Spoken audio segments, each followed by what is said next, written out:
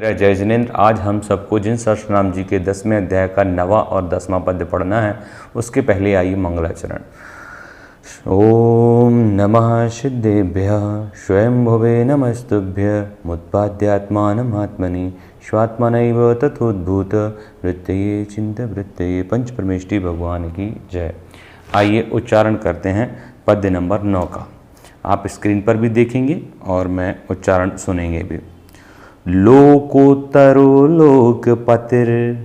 लोकपति के बाद जो फिर से लो है उसके ऊपर राकी रेफ है, तो वो राकी रेफ हमें यहाँ बोलनी पड़ेगी। लोकोत्तरो लोकपतिर लोकचक्षु। लोकचक्षु सु बोल रहा हूँ, सु षटकोण वाला सु, ऐसे ही बोला जाता है षटकोण सा को। लोकोत्तरो लोकपतिर लोकचक्षुरपारधी। लोकचक्षुरपारधी। धीर धीर धीर धीर बुद्ध। धीर धीर बुद्ध सन्मार्गः। एक बार पूरा रहा है धी के बाद, फिर दूसरे बार जो धी है उसके बाद आधा रा बोलना है। धीर धीर बुद्ध सन्मार्गः। धीर धीर बुद्ध सन्मार्गः। शुद्धः सुनृतपूतवाक्। शुद्धः सुनृतपूतवाक्। एक बार पुनः। लोकोत्तरो लोकपतिर लोकचक्षुरपारधी। धीर धीर बुद्ध सन्मार्गः। शुद्धः सुनृतपूतवाक्। शुद्धः सुनृतपूतवाक्। इस सु को जल्दी से बोलिए। शुद्धः सुनृतपूतवाक्। शुद्ध का षटकोण वो सामान्य सा नहीं है, शुद्धः। शुद्धः सुनृतपूतवाक्। एक बार मैं फिर से पूरा पढ़ूंगा। लोकोत्तरो लोकपतिर लोकचक्षुरपारधी। धीर धीर बुद्ध सन्मार्गः। शुद्धः सुनृतपूतवाक्। शुद्धः सुनृतपूतवाक्। आइए कौन कौन से नाम है देखते हैं। सबसे पहले तो लोकोत्तरः हो जाएगा, ओ की मात्रा विसर्ग बनेगी। लोकोत्तरः। लोकपति, जो दूसरा वाला लोक है उसके ऊपर जो राकी रेफ लगी है वो विसर्ग बनेगी, तो हो जाएगा लोकपति, और यहाँ बचेगा केवल लोकचक्षु। अब लोकचक्षु के बाद आपको रपारधी दिख रहा है। कल किसी ने क्वेश्चन भी पूछा था, मुझे बहुत अच्छा लगा, आप लोग प्रश्न पूछते हैं। एक नाम आया था एक श्लोक में कि वीत भीर भयंकरः। तो ये कैसे पढ़ना है, अलग अलग तो हो गया कि वीत भी और रा का विसर्ग बन गया और आ इस तरफ आया तो अभयंकरा हो गया, परंतु उच्चारण कैसे करेंगे, तो आप पूरा वो समास होकर के संधि होकर के एक शब्द बन गया है, वीत वीर भयंकरः। अब आप अंदाजा लगाइए कि मैंने रा किसके साथ बोला है, वीत भी के साथ बोला है या अभयंकर के पहले बोला है। मैं तो कह रहा हूं कि पूरा एक शब्द है, इसलिए मैं ऐसा बोल रहा हूं, वीत वीर भयंकरः। अब आप अंदाजा खुद लगा लीजिए, वो पूरा एक शब्द है, तो पहले और बाद में नहीं, पूरा एक है। अब आप उसको जैसे बोलना चाहें, बोलना एक ही बार में, रुकना नहीं है कहीं भी। जैसे हम यहाँ रुक रहे हैं, लोकोत्तरो लोकपत, रुक गए थोड़ा, ऐसे वहां नहीं चलेगा, ठीक है। शुद्धः सुनृतपूतवाक्। आइए इसके नाम देखते हैं। लोकोत्तरः लोकपति लोकचक्षु, और रा का बनेगा आ इस तरफ और उस तरफ विसर्ग, तो अपारधी। चार नाम। धीर धी, बुद्धा के ऊपर राकी विसर्ग बनेगी तो ये हो जाएगा धीर धी। 5 बुद्ध बुद्ध सन्मार्गः। 6 शुद्ध 7 सुनृतपूतवाक् 8। ये 8 नाम है, ध्यान रखिएगा।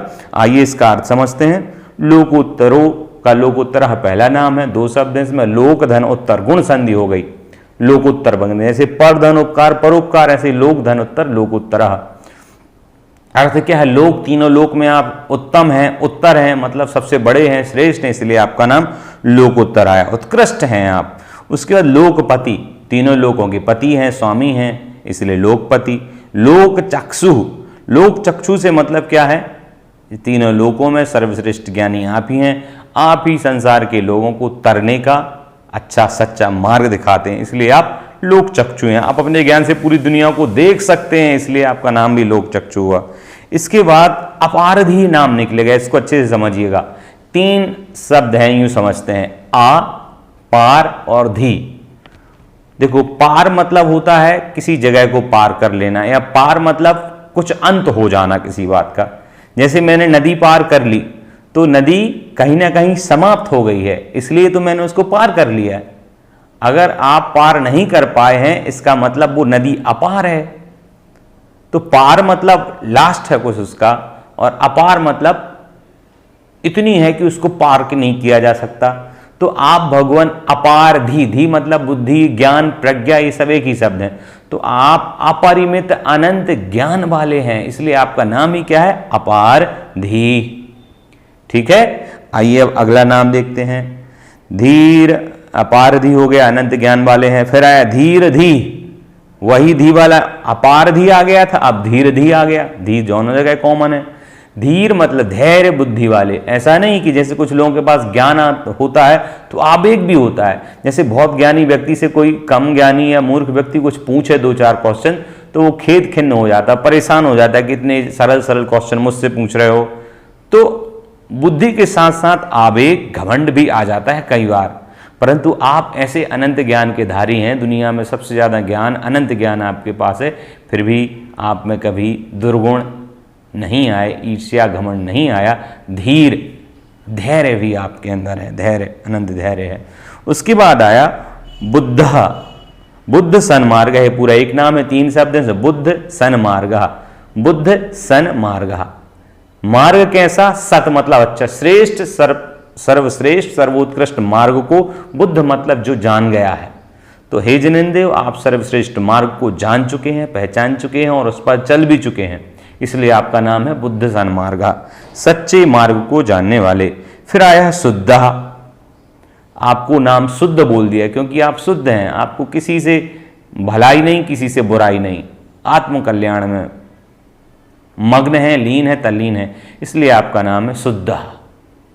आप में कोई अशुद्धि नहीं है। कर्म भी भविष्य में पूरे नष्ट हो जाएंगे, 4 अघातिया तो हो ही गए, घातिया तो हो ही गए।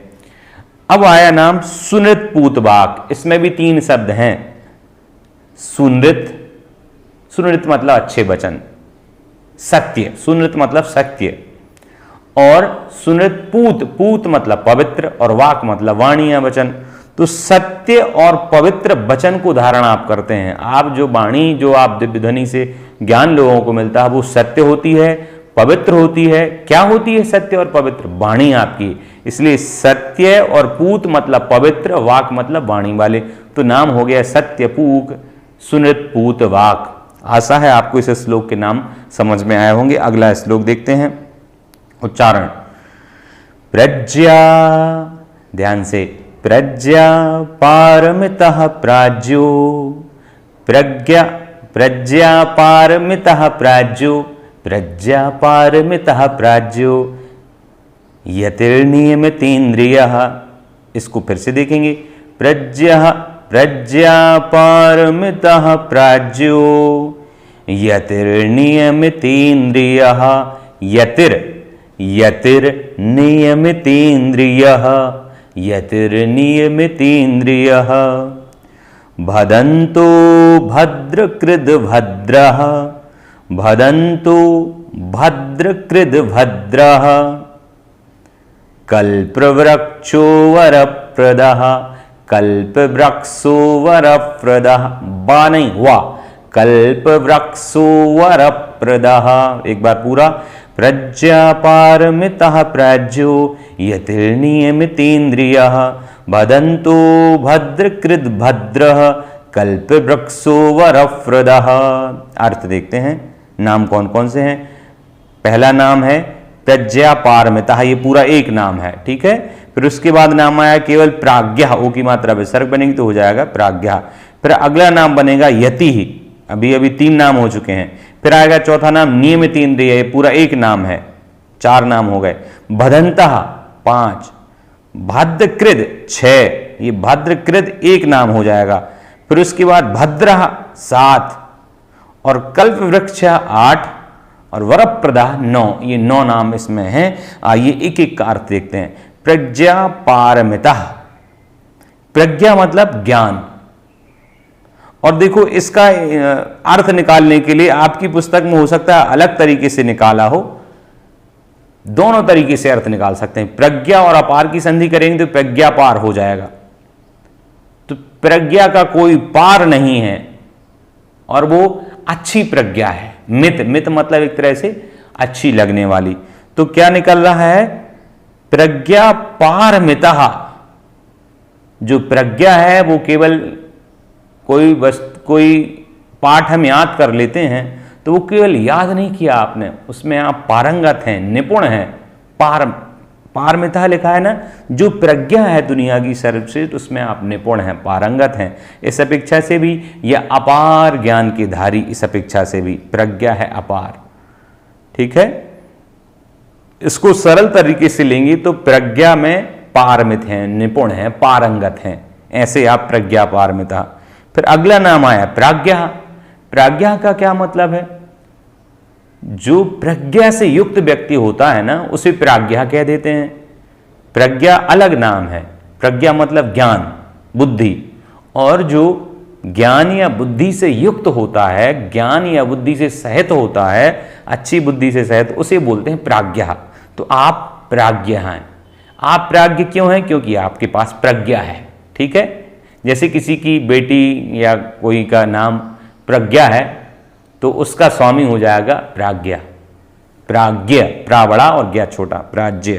सही उच्चारण ज्या होता है, प्राज्ञ। तो प्रज्ञा पारमिता है एक, प्राज्ञ है नाम दो। फिर तीसरा नाम है यति। यति एक नाम है। सामान्यतः यति का प्रयोग होता है मुनियों के लिए, जिनेंद्र भगवान के लिए इसलिए कहा क्योंकि यति का मतलब होता है यत्न करने वाला, प्रयास आयास करने वाला। आप यत्न करते हैं, किसकी यत्न करते हैं? भगवान काय की मेहनत करते हैं? आप अपनी आत्मा में ही रहने के लिए निरंतर ध्यान में मग्न रहते हैं। ध्यान करना भी कोई हंसी खेल नहीं है। आपसे कहा जाए आप प्रैक्टिकल कर लो, अच्छा अभी के अभी 1 मिनट देता हूं, 1 मिनट बिना कुछ सोचे रह के दिखाइए। वीडियो पुश करके देख लेना, हम तो कंटिन्यू रहेंगे। 1 मिनट आपको बिना कुछ भी सोचे रहना है, असंभव हो जाता है, बहुत कठिन है, पर आप दुनिया में रह के भी ये कर पाते हैं, इसलिए आपको यति कहा, क्योंकि आपके प्रयास हमेशा सफल होते हैं। आप 8 कर्मों को नष्ट करने का प्रयास करते हैं और वो हो जाते हैं। हम तो कुछ भी मेहनत करते हैं, कई बार असफलता का मुंह देखना पड़ता है, इसलिए आपको यति कहा। यति का मतलब यत्न, मेहनत करने वाला, आत्मोन्नति के लिए मेहनत करने वाला। नहीं तो आप कहोगे सर मजदूर भी तो मेहनत करते हैं, उनको भी यति कह दें? नहीं, एक शाब्दिक अपेक्षा से कह सकते हैं, पर रूढ़ी अपेक्षा से जो आत्मोन्नति के लिए, आत्मपथ की ओर बढ़ने के लिए प्रयत्न करे, यत्न करे, वही यति। अगला नाम है नियमित इंद्रिया। इसमें भी 2 शब्द हैं, नियम, नियमित धन इंद्रिया, नियमित धन इंद्रिया। तो जो नियमित करते हैं, संयमित करते हैं, नियोजित करते हैं, किसको? इंद्रियों को, मतलब एक तरह से इंद्रियों को बस में जिन्होंने किया है वो हो गए नियत इंद्रिया, नियमित इंद्रिया। इसके बाद आया भदंतः।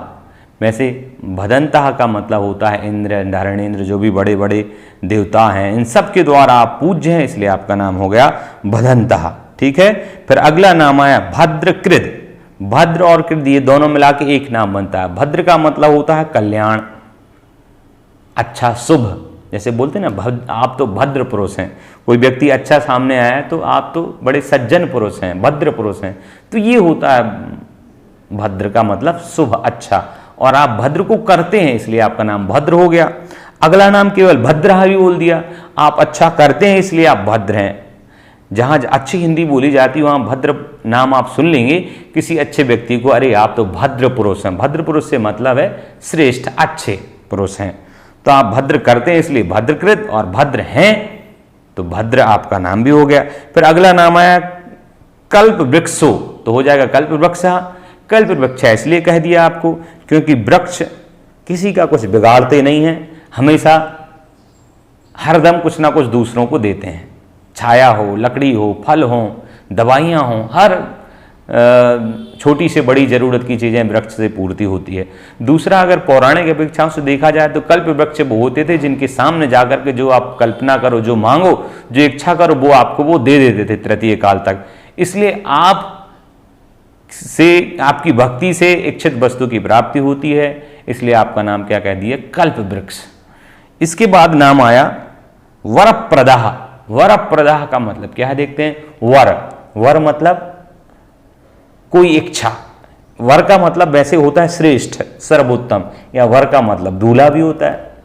तो दूल्हा प्रदान करने वाले नहीं, यहां वर से मतलब है आपने जो मांगा वो, आपकी डिमांड। तो वर प्रदाह, प्रदाह मतलब प्रदान करने वाले, आप वर को प्रदान करने वाले हैं, इच्छा की पूर्ति करने वाले, इसलिए आपका नाम है वरप्रदा। इस प्रकार 9 नाम इस श्लोक में हमने देखे। आशा है आपको समझ में आए होंगे। आपके कमेंट्स देख के बहुत अच्छा लगता है और आशा है कि आप भी पढ़ रहे होंगे और कोई भी समस्या हो तो मुझे ज़रूर बताएं, जिससे मैं इसकी बेहतरी का और उपाय कर सकूं। सभी को जय जय।